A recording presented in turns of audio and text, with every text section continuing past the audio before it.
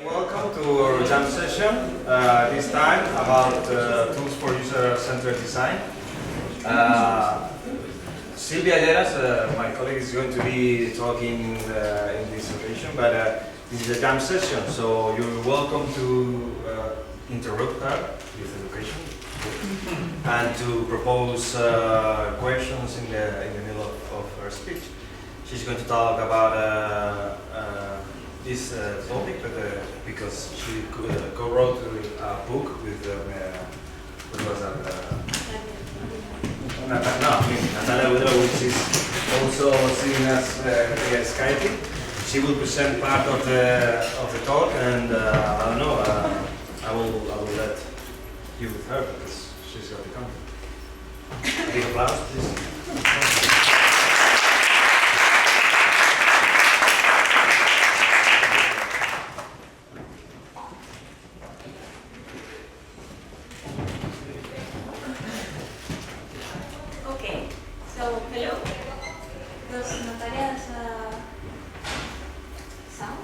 Yeah, I don't know.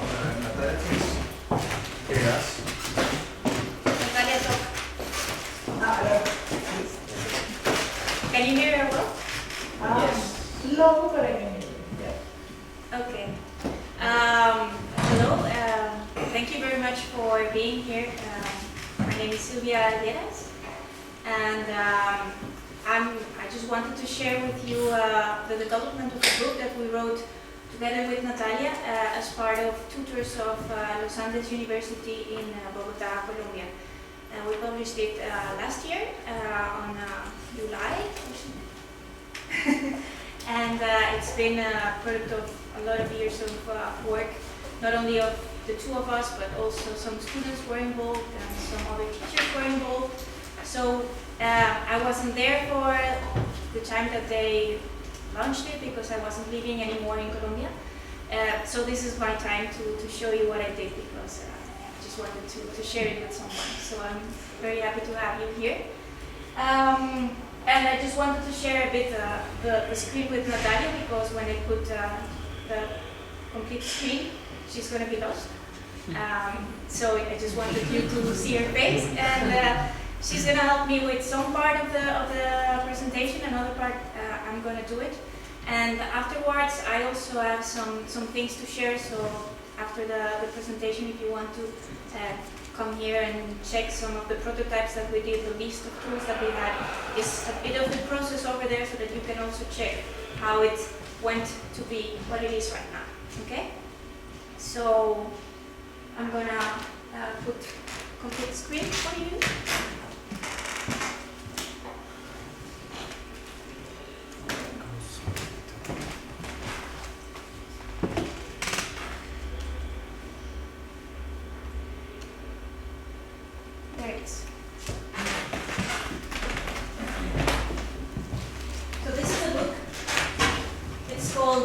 In Spanish, para el salón, herramientas para el diseño centrado en el usuario, and that for the ones who want it in English is called for the classroom, tools for user-centered design, and as it said, is for the classroom, so it's actually for teaching and for working with it within an academic environment. So I'm just going to give the word to Natalia, which is going to explain a bit the context in which we created this book and the process of why we did this. So, hello. As Silvia was mentioning, this book is part of a collection that the department has now, which has books that are for the classroom and from the classroom. And this is for the classroom, those materials that teachers or students use to facilitate and to increase or make it better teaching at the school. Briefly, click. Okay, so the background is the School of Architectural Design, originally an industrial design program, click. That in 2006 shifted from this industrial design traditional approach towards a more open design approach. And that meant that instead of having an industrial design title, they were going to be only designers. And while taking their studies, they could choose from being either product or communication designers. or they could choose to take both, and they could also choose for a textile minor. And what the picture is showing here is the structure of the program. And if you see, there are little titles underneath, but there are more categories of courses. Because we wanted, when the program was designed, to have a lot of flexibility within the program. So we have medium courses that can go from the traditional industrial design, plastics and metal, to more kind of photography or even sound as a medium. And also for the electives, a wide variety of topics. So it's a program that is highly flexible. It's 46% of the courses are elective. And it gives peak to very diverse kind of projects that are big. Thank you. Underneath. To teach in such a program, of course, you need to have a lot of kind of resources. And one of the things that we have seen while the design field has been evolving is that more and more designers are aware on how important it is to be able to communicate the way we do things. So it's no longer design is this black box creative thing that happens in very messy spaces, but it's being acknowledged the importance of being able to name the tools. And we have a lot of tools, and but when we were talking about how we use these tools in our environment, the first barrier was, of course, the language. And if you see all of these books and web pages that are talking about design methods, that could be either briefly described, like, so the first ones in these topics, idea cards, or more detailed, like the 101 design methods, they are all in English. And even though we want our students to be able to communicate, it's also important to understand that, especially when you're starting, you don't want to have the layer of the problem of the language barrier. But also that when we were using that with the students, they were a little bit tangled with how to use them. Because, well, they don't read that much, so 101 Design Methods is a great book, but they don't read it. And when they have the idea tool cards, they take the cards, and then they say, for example, a card sort, and then they go and then ask people to sort cards, but then they don't know why are they doing it or for what are they doing it. So this is kind of the broad context of it. We found that still tools were, again and again, something that kind of helped us to deal with the uncertainty in the different processes, because also the program, the core of the program is the project. As in most of the design schools, projects are the ways that in which designers we learn by doing. But when you are teaching design, it's a lot of coaching and it's a lot of time saying the same things. What is the process and what are you supposed to be doing? And what we started seeing was that tools, and by tools we mean this kind of set of activities that we understand the path and the logic and that sometimes have templates or steps, were an easy way to connect this abstract methodology thing to the concrete level of the project. And that could also level different, even specialities, because sometimes we have design students working with non-design students in projects, and it was the tool a very nice way to kind of make them work better together. As I was mentioning earlier, with the tools that were available, this way, how they were choosing among them was not clear. And also why they were doing it wasn't clear even. And the way we were dealing with that was coaching and coaching and coaching. And that, of course, is a lot of time. And when you have a lot of students have to use time, you want that to be on a project and not on the kind of basic things that you think you needed to know, or they needed to know. Okay? So that's where the book came. Silvia?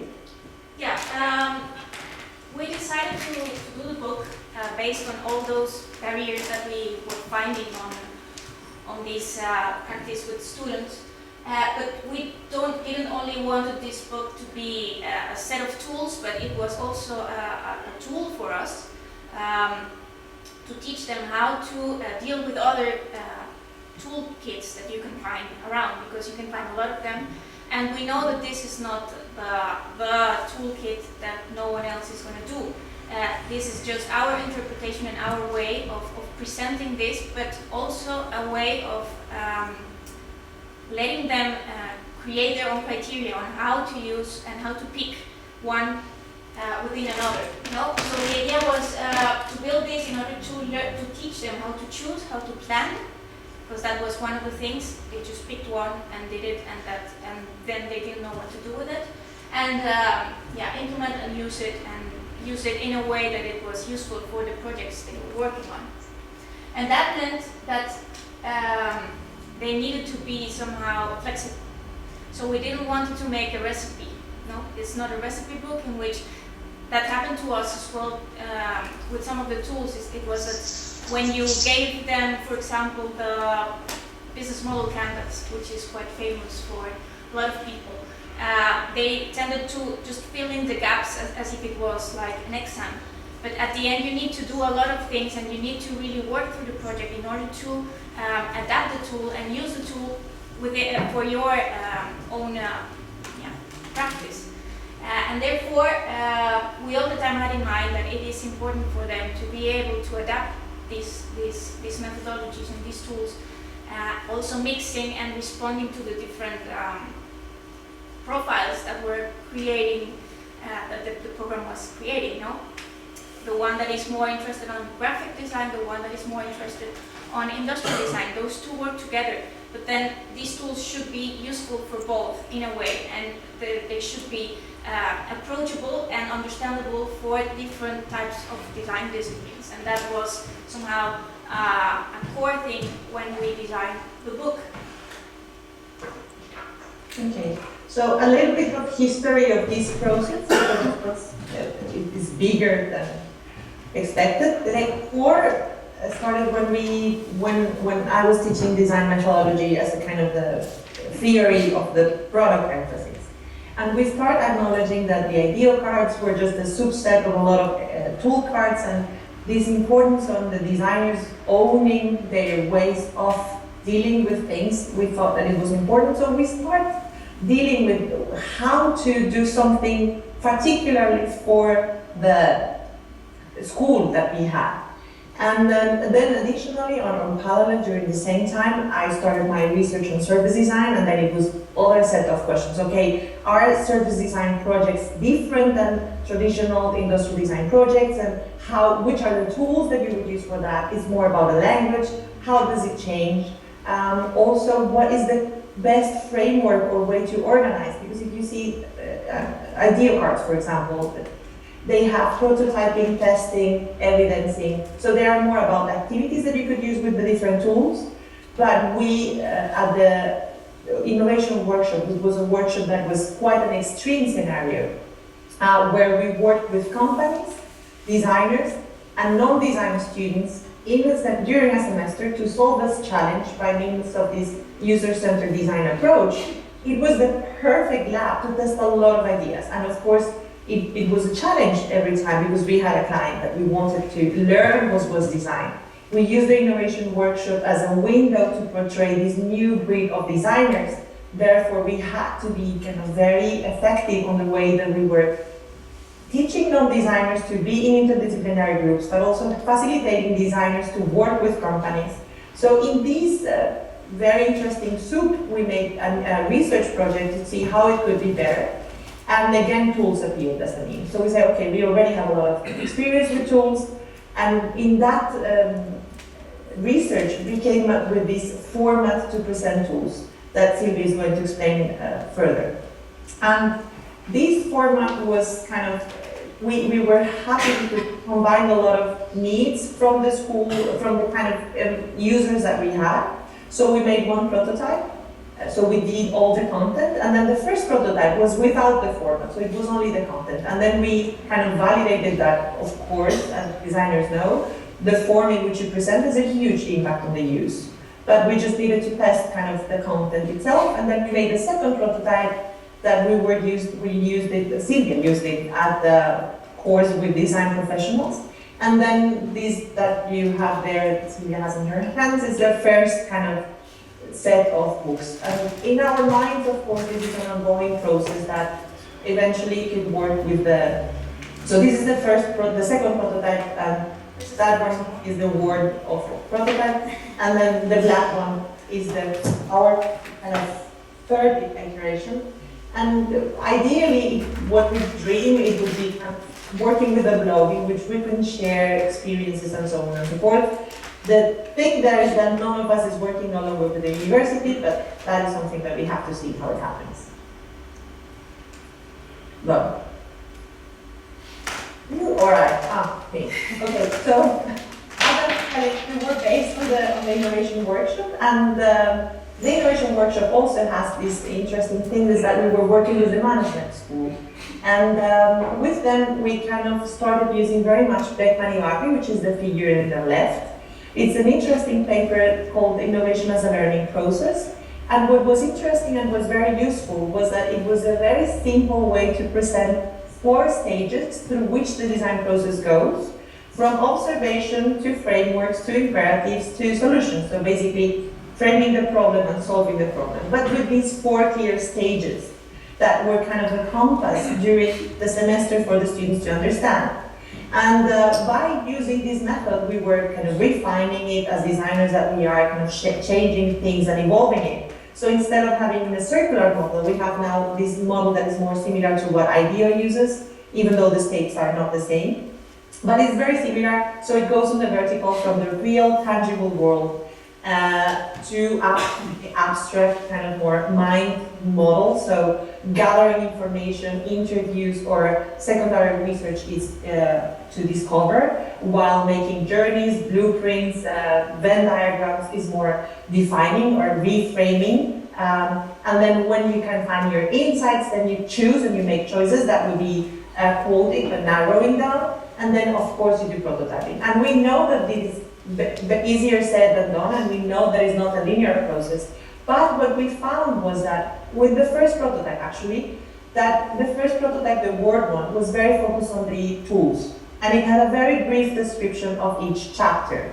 But the methodology, as I was saying earlier, is kind of the compass. And it gives the students a certain feeling of easiness to know in which stage they are. Am I collecting information? Even if they are collecting information while they are kind of doing again prototyping, then they know that their mindset is one that is different to the one that is analyzing. So we thought that this was very important, that they're kind of having a flow or a path. And you can comment, and we of course know that this is not the only flow of design, but at least for our environment and for the kind of the time that we had, this proved to be a kind of easy way to organize the different design activities into a logical path. And then we use this as a guideline for organizing the tools in the book. Good. So basically this is one of the pages of the book, and it's the way that we present and organize the tools inside the book. So as you see, it's just to zoom in on one of the phases, and each of the chapters is one of the 4 phases that I just explained. So we just try to map the different sea of tools that you can find around, and see whether we could fit them in activities that were part of this process. No? So for example, organizing and describing the data that you get, or comparing and analyzing in order to get something out from there, or prioritizing and deciding what am I going to do with this as a designer. And inside all of these different activity boxes, we just map different tools that are presented on the book. So for example, personas or stakeholder maps, or some that we developed ourselves, like for example the need, benefits and opportunities, which was somehow co-created inside the innovation workshop with students and with other student assistants. So based on that, we also responded to the first prototype, understanding that they needed more recommendations. So it was not enough only to show them what the phase was about, but they needed some recommendation on how to face this phase. No?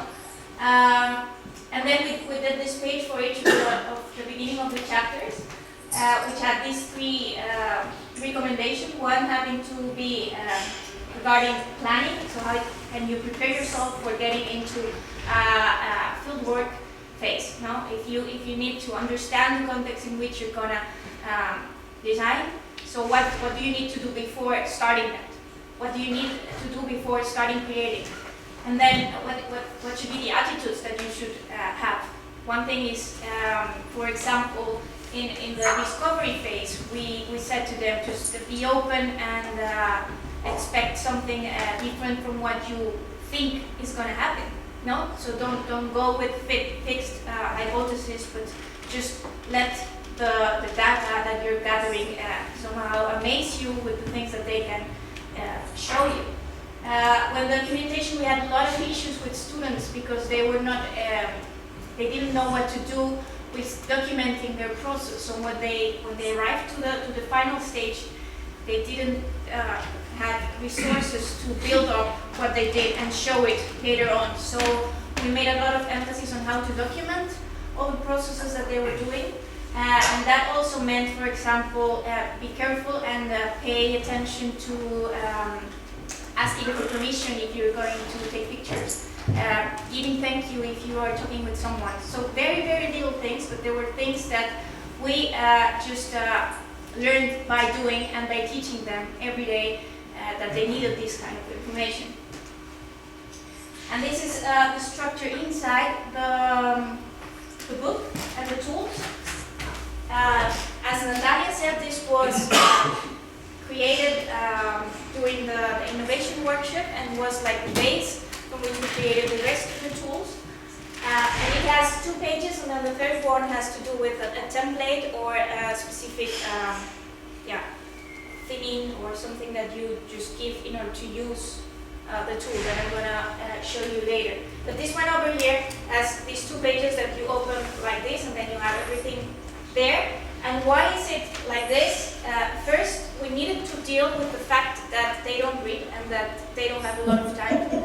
And nevertheless, they needed this information and they were using the tools. So what we did is balance somehow the amount of information, but it has to be juicy and it has to be sufficient for them to work on it. So it was like step by step. The one on the left had to do with what is the tool? What do you get from the tool? And those 2 things were like, if you don't get these 2 and if you don't read those 2, you're very lost. And then, whom do you need? And that had to do specifically by the fact that most of the projects inside the university were done in teamwork. And sometimes they didn't know how to deal with the team and what to make everyone do. So, for example, when I was studying, sometimes we had this little sign that said, la inútil del momento.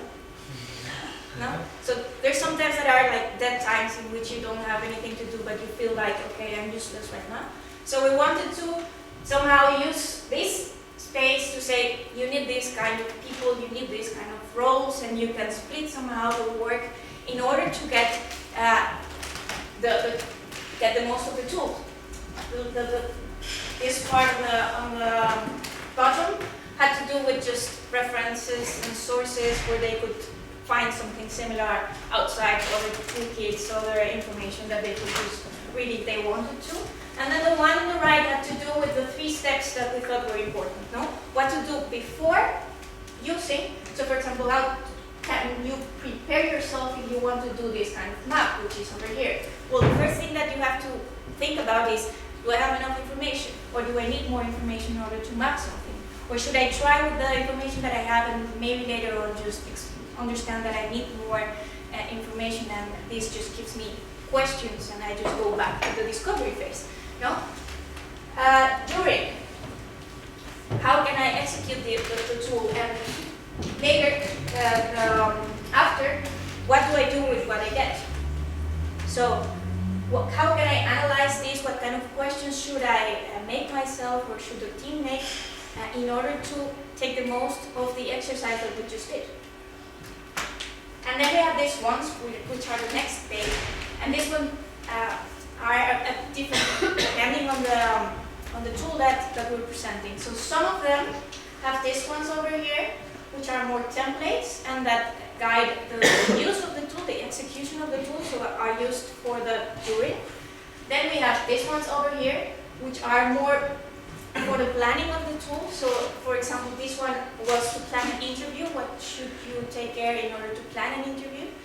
And these ones over here, we started looking at, there was some kind of sub-tools, some things that you could need in order to make an interview, for example. So you can use cards in order to facilitate conversations, or you can make someone draw, and then you facilitate as well the way that people is speaking to you.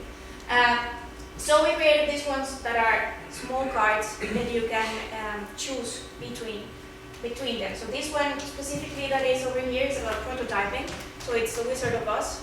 I don't know if some of you know it or not, but it's just a tool for prototyping. And we said, okay, it is this, and then when you prototype the Wizard of Oz, you should take care of these kind of things. And this was like, please take care of this. No. And these are another ones. So these are for creativity. These are for the discovery phase, for interviews, and there were lots of different ones over there. And that was basically it. What's happening right now with the book? We made 500 units, which are sold in Colombia, unfortunately, for you. I have some copies here, but later on we will see how can I distribute them. But of course, there's going to be one here at Designit, and if you want, and there's no more over there, you can always write to me, and I make my way to bring one from Colombia to here, and you will have it. We are working right now towards uploading the tools in this blog, which is the blog of the university. They're not there yet, but it's our work to do that. And they're not there yet because right now I'm working here, and Natalia is working at the Faculty of Architecture and Design of Oslo University. No, the School of Architecture and Design of the University. School of Architecture and Design in Oslo. So we are a bit left behind of what's happening with the book inside the university. But we still have access to the blog, so we will upload them over there and work with that. And we know that some universities in Colombia are using it, and we're happy about that. I don't know, Nati, if you want to say anything else? Nati, you want to say something else? Sorry, I wasn't moved. No, I think it's if they have questions. Okay. So, if anyone has questions, love it. So do you have any specific feedback about how it's being used, how it improves classes? Yeah, Natalia knows more about how it's been used. I can tell you about the ones that we prototype a lot. So some of them, most of them are the ones that are linked to service design because it was part of Natalia's research. And those ones are being used inside the innovation workshop, which was somehow our little kit. Natalia taught there for 6 years and I taught there for 3 years. And those are somehow integrated into the practices that they have over there. Do you know anything more? The EAN University in Colombia, in Bogotá, which is an executive university. Management school. Management school. And now has a Master of Design Strategy, I think. Yeah. And then they are using the book. They are using the book over there and they are happy with it. But as I said, this is just a working process. I don't feel that this is like the ultimate stage of any of the tools that are there. And actually, some of the tools that are there are known tools. It's not that we are inventing the wheel, but we're just translating this for the context in which we were working. I think that's an important point. There are only a couple of things that we can say that are completely original in the book, as being something that people have used before. But as Silvia just pointed out, the core intention was to facilitate the design process for the students. And in that, what we think that we're adding to all the tools is thinking them systemically. So, kind of guiding how to connect those things to the overall project, but also how to think and reflect about them as a part of a group activity and kind of in a bigger level. So we think that what the value that we're adding is that one. And also, as Silvia mentioned, now that we are not connected to the school and I am teaching in English, so I cannot use it, so I cannot test it here. But we know that it's being used.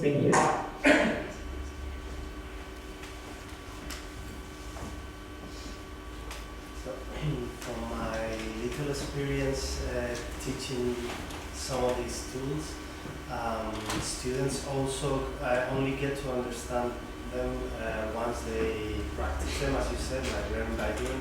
So once they actually fill them with content, did you have that problem when designing the book? Did you think about including examples of the tools, like with actual content? Or? Yes. We just had the chance to do a little conceptual example over here. But the idea that we had is that the blog becomes somehow that tool, so that the students are able to reflect over that. It's just it's the vision that we had. I don't know if we're going to get there, but the idea was that the students were able to reflect on how they were using the tools and put it there, and also put the examples that they had in order to give it to the other ones. The problem that we had is that most of the things that we prototyped, we did it within the innovation workshop, and over there we had clients, so we couldn't really use those tools because they were some kind under confidentiality, and we didn't want to put an example which was not part of what we were doing as well, because in terms of authorship it was complicated. So yes. And there is an additional level with the examples, and it's the thing that examples are great because they inspire, but some students take it so literal that we wanted this to be more an inspiration. And also we wanted in a way that this could be something that teachers could appropriate. And as Silvia was saying, maybe even if it's not used in the blog, but when teachers start using these regularly in their courses, they can start building their own examples based on these. So it wasn't a matter of property issues, but also how to make it flexible and how not to narrow it down too much. So it's detailed enough to give the guidance, but open enough so that you can adjust it to your particular needs.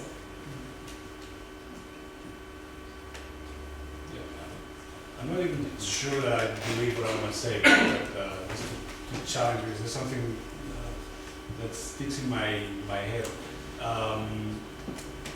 Isn't it too easy? I mean, isn't it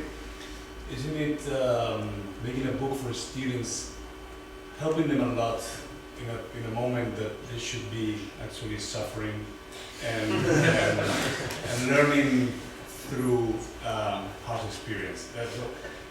I can totally see how this is a great tool for teachers, how to structure my dialogue with the students, how to coach them. But sometimes in a fussy and ambiguous process like design, if students have a manual like they can go to, like, oh, so I have the recipe here. Like maybe they detach a little bit from the experience, and then it doesn't get so deep inside. Yeah, I agree with you. It's risky. It's very risky, but for the experience that I had with students, and I don't know, Natalie, what you think, I felt that they had enough challenge with the project they were dealing with. So sometimes we just made sure that the challenge was challenging enough, and that this was just a bit of help for them to deal with that complicated challenge. So I think it's more about what you make them do than the tool that they use.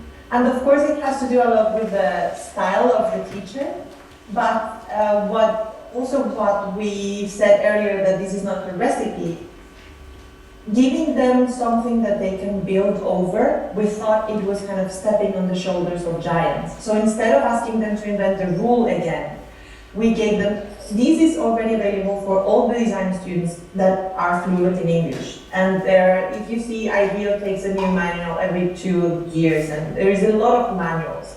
So the idea of the manual is not new, But why are there so many? Because it's a kind of a starting point, and if you as a teacher integrate these and then you challenge the students to build on these and kind of question it, no, we don't agree with this, then the discussion is even more interesting. That if you're always starting from the scratch and having the pain, I agree design is about uncertainty, but then the uncertainty can be moved towards the level of which tool this one or the other, and the argumentation on why are they choosing what they're choosing, instead of asking them blindly to start redesigning again what a lot of people have already codified. So it's more on kind of putting the discussion in a higher level. And we see also how these toolkits are more and more specialized, and then you start seeing toolkits for healthcare. It's very possible that bank or I don't know, other kind of particular areas appear. And it's more about what kind of discussion you use and the interaction that you have with your students with it. Yeah, I also believe, like from the experience that we had, is that, as Natalia was saying, there's a lot of different styles of teaching, and inside the program we had also the ones that were just leaving people and seeing how they were behaving over there. And I think it was a good balance, because sometimes they were just challenged to, okay, I don't have a floor and I need to see how to build it and how to work on it. And in others we just said, okay, you're gonna have a tool. What are you gonna do with the tool? It's just challenging them in a different way, but the mixing of different techniques was actually quite interesting. Yeah. It is curious that you have started this discussion, because I'm convinced that if we have enough time to make a user design degree, so to say, I am convinced that I will do like 3 stages. And this one would be great for the second stage. The first stage would be like a 4-day project, which is pure chaos, with the force of with the tension of an imaginary client asking like those basic questions like, tell me something I don't know, tell me what I should do, show me what I should do, prove me it will work, things like this, no? And then a 4-week project in which you release all the stations, so you can let them indoctrinate the students in the faith of the tool, the faith of the deliverable. No, well, this is the formula, you're saved, let's do it again, now use the formula. And then a 4-month project, the longest one, in which you turn them into atheists of that faith. Like, you know these tools, they are crap. Forget about them. Do your own, now, so under a constructivist experience, it is like tension and chaos, then relief and faith in the tool, in the deliverable, reduction, this reductionism to the deliverable and to the methodology as a sequence of steps that if it is followed correctly, the result will be good, even if the minds that do it are mediocre, which is, as we all know, absolutely false. And then, after you've experienced that relief, that's when the real course starts, by destroying them. Huh? Yeah, I think I just agree with you with a lot of things. I had the privilege to give lecture in different stages of the program. So we started on the first one, for example, on the very first studio that they had, 3rd studio, 5th studio, 7th and 8th, which was a graduation project. And I think Nati has more experience than me in all of them. She was my teacher before. And I think it was not exactly like that, but the first semester, for example, was a bit like it. We give you a challenge and you experiment and let's see what happens. And they were so lost, but at the end so happy, because they thought, okay, I could make it. And when they arrived to the 3rd semester, we said, okay, everything that you experimented and that you made without somehow knowing exactly what you were doing has a name, and a lot of people has thought about it and somehow has a structure, and this is a structure. But then when you launch them with the client, and the client just makes like this and say, no, that's not what I want, and you put them strategy inside the context, and you put a budget inside the context, and you put a lot of other things that come together, the challenge again just escalates, and then they somehow start doing that by themselves. The smart ones. The problem with that is that is it harder to make an atheist religious, or turn a nun into an atheist?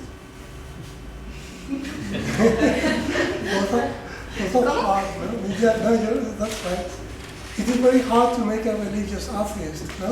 Yeah. Very hard, because you cling to that sense of safety and security. But for instance, I'm a coordinator of the third module of the Strategic Design Labs in IED, okay?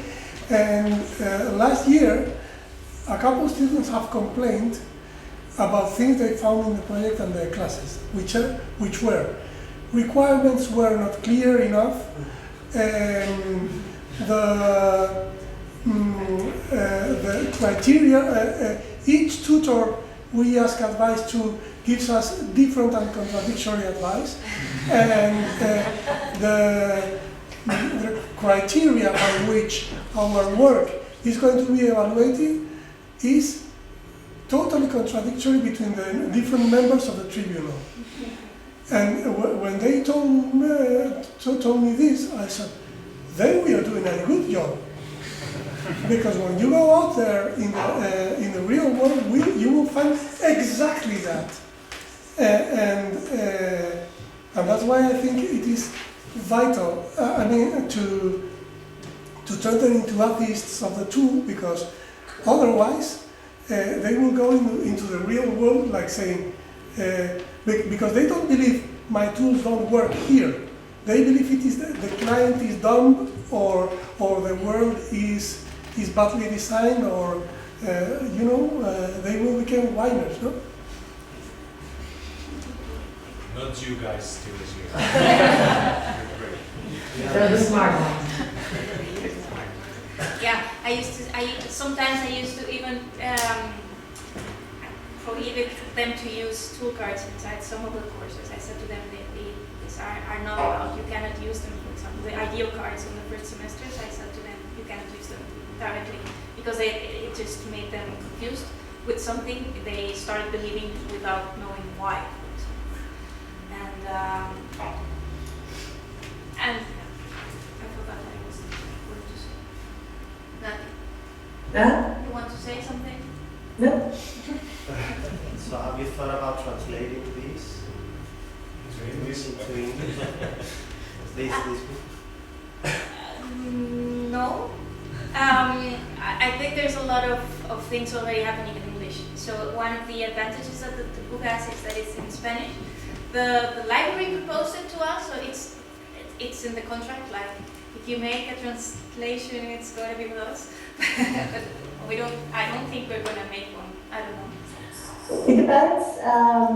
We need to kind of talk back to the editorial house to see how they see the development of the book. I think, even though I agree with Silvia, I think there is something in the tone of the book and in kind of some reflections.